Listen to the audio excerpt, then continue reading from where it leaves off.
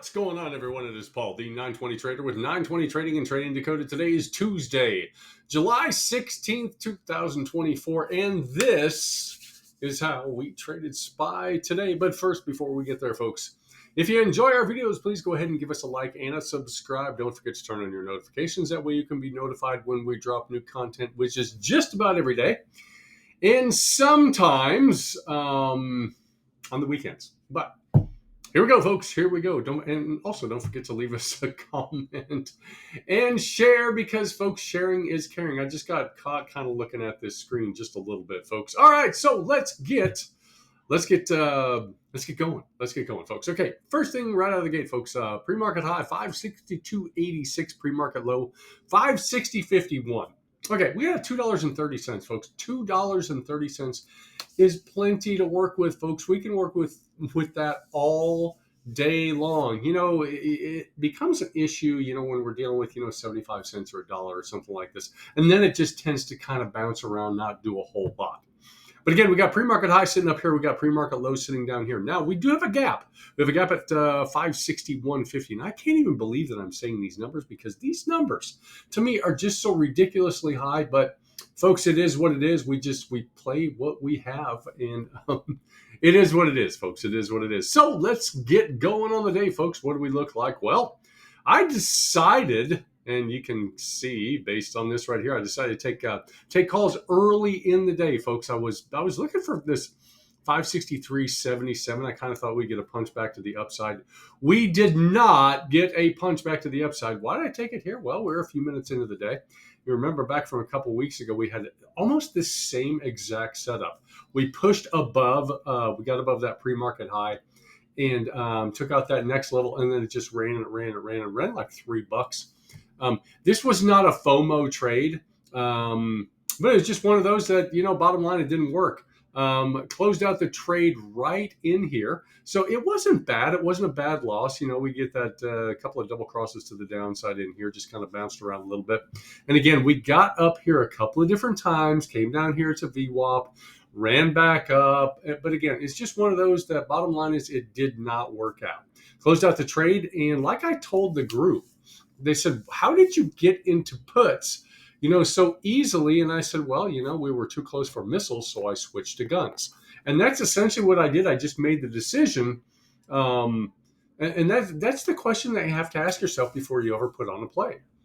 If there's a reason to still be on the other side of the trade, would you take the other side? So in other words, if there's still a reason to be in calls, would you get into puts? And the answer to that is a resounding no. Now, whether you're in the trade or not, it doesn't matter. But you must ask yourself that question. Now, again, a couple of closes, got a nice little candle close below this VWAP. A couple minutes into this trade, and I said, you know what, let's see if we can take it down to this level again. Pre-market. So this PM line right here, folks, this is a pre-market. This is a 30-minute double bottom. So we know we have good support there from pre-market. So just like every other day, folks, unless the line is specifically marked with something, pre-market high, pre-market low gap, it is a 30-minute zone. But again, this pre-market designates that it was, in fact, a pre-market 30-minute zone. So again, rode that back down to the downside, missed the calls. Well, I don't want to say I missed the calls. I don't believe that I missed the calls in here. Now, we did have a couple of candles. I think this was a 50 or 60 cent candle, something like it's a 50-cent candle.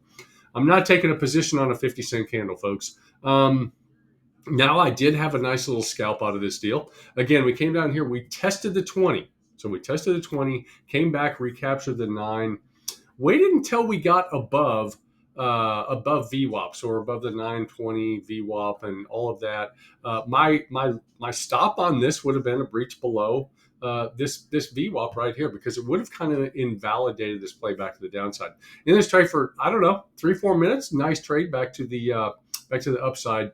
And I just missed this one in here, folks. I missed this.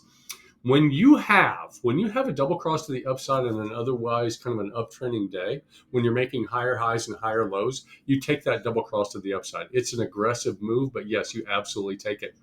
So I missed the entry right in here. I missed this, and I thought, you know what?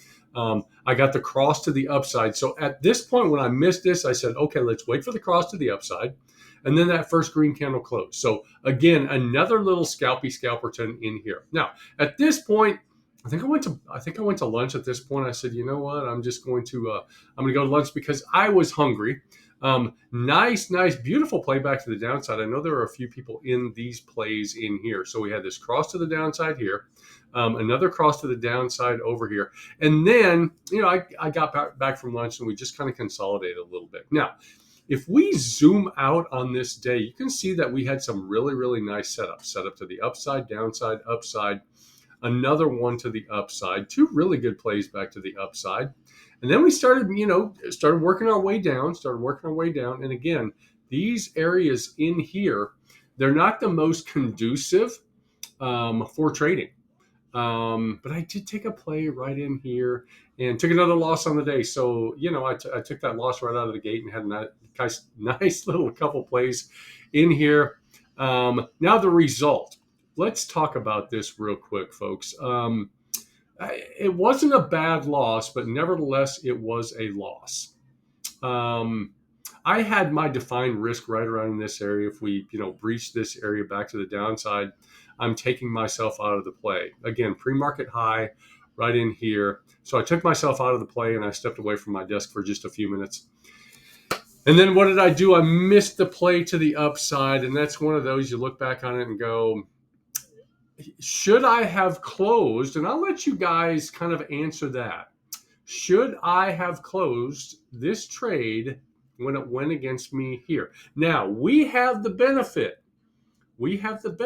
of saying, okay, well, it didn't go any lower, and you could have reconfirmed back into the play, a couple minutes later, you had this fishtail play here. You got this breach of this level right here. You got all these different levels that you're breaching to the upside. Would you have stayed in this trade? I mean, it's a real simple question. It's yes or no. And again, I had this 562.86. If we breach and close below that area, I have to get out of the trade. I didn't have to, but that was my predefined level of risk. Could I have done a swing low? Yeah, I could have had a little swing low over here based on these candles.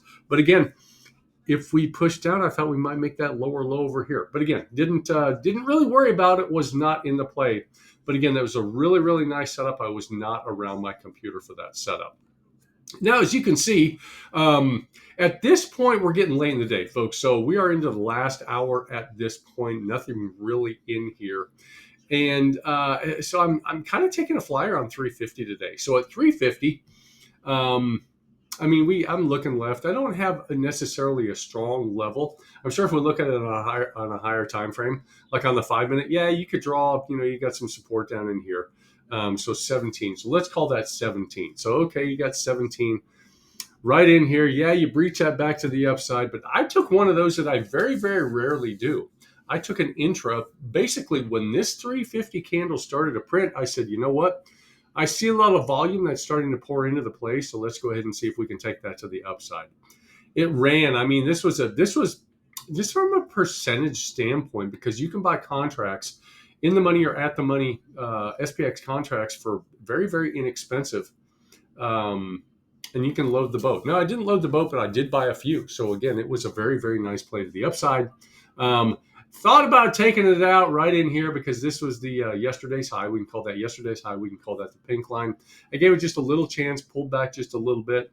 Probably could have sold it in here, made a little bit more money on it because, anytime you pull back the last few minutes of the day, it kind of hurts your position. But again, I got such a good entry down in here that at this point it was like, yeah, it's not even a big deal. Let's see if we can get a really nice play back to the upside.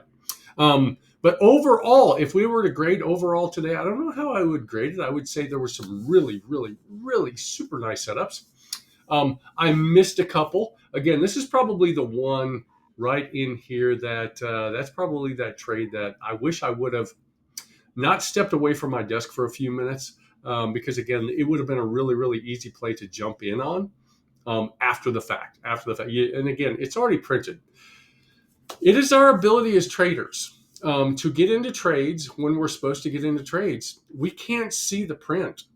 We can't see what has yet to be printed. So we have to, number one, have a strategy, and number two, execute according to that trading plan. That's what separates the profitable traders from everybody else. Everybody else, you look at it at the end of the day and go, oh, I would have put on a trade there. I would have put on a trade there or there or there or there. And what they do is they only look at the winning trades. They don't look at the losing trades, folks. You have to look at every single setup, and they're not all going to be winners. You're going to have plenty of losers in there. So again, that's how we have to look at it. Look at your winners, look at your losers, look at everything involved. Now, that is how she played out today, folks. And again, overall, it was a very, very nice day. Again, we had some really, really nice setups throughout the day. Up, down, up, down. Levels were hit all day. And if we look at these John Carter pivot points were really on point today as well. But again, I don't like to have too many lines on my chart. As a matter of fact, this is my preference right here. No John Carter pivot points. The only thing that I like to have is my 9, my 20, my VWAP, and volume profile. That's my preference. And again, you can see how clean it is. You can play every crossover to the downside, play every crossover to the upside, and have just very, very specific rules associated with all of with your plays. You don't need to do anything. You can do anything you want, but please become a process-oriented trader and not a results-oriented trader. Results will get you quick results. Process will ensure that you can do this for the long term. But again, that's how she played out today. That's my TED Talk for the day, folks. But again, thank you for spending just a little bit of time with us. We greatly appreciate it. Now, if you enjoy our videos, please go ahead and give us a like and a subscribe. Don't forget to turn on your notifications. That way you can be notified when we drop new content, which is just about every day and sometimes on the weekends. Also, please leave us a comment. We greatly appreciate the comments. And share with your friends, neighbors, and your trading community. Now, if you're interested in live daily trading, we talk about this all the time, folks. Click on the link down below. It's called Trading Decoded. That's our live trading Discord.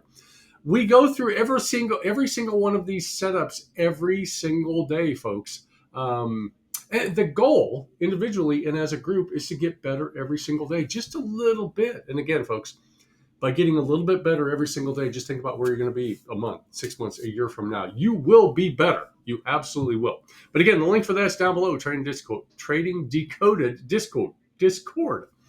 Now, if you're interested in the 920 crossover strategy, and here's a better look at that right there. These are all the crossovers, folks. If you're interested in the 920 crossover, head on over to 920trading.com. The entire strategy is there.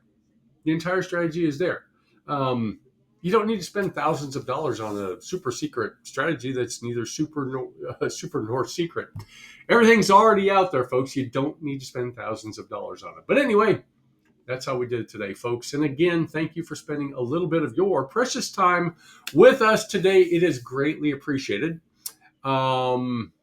I hope everybody had a great day. But it's one of those things. Same thing, folks. I hope you followed your trading plan today, folks. The beauty is in the process. The results take care of itself or themselves if you will just follow your process. But again, thank you for spending a little bit of your precious time with us. We hope you have a great rest of the day. We're going to do it again tomorrow, folks, and then we will see you in the markets.